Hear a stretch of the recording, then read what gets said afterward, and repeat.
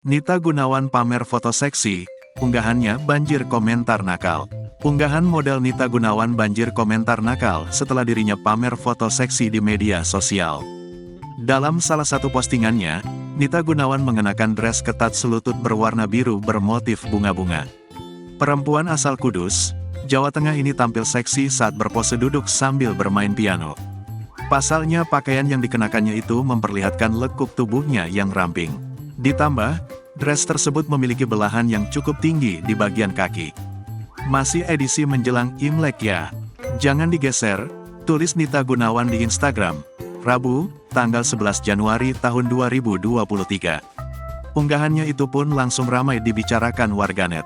Apalagi di sana, Nita Gunawan terang-terangan memamerkan pahanya yang bersih dan mulus.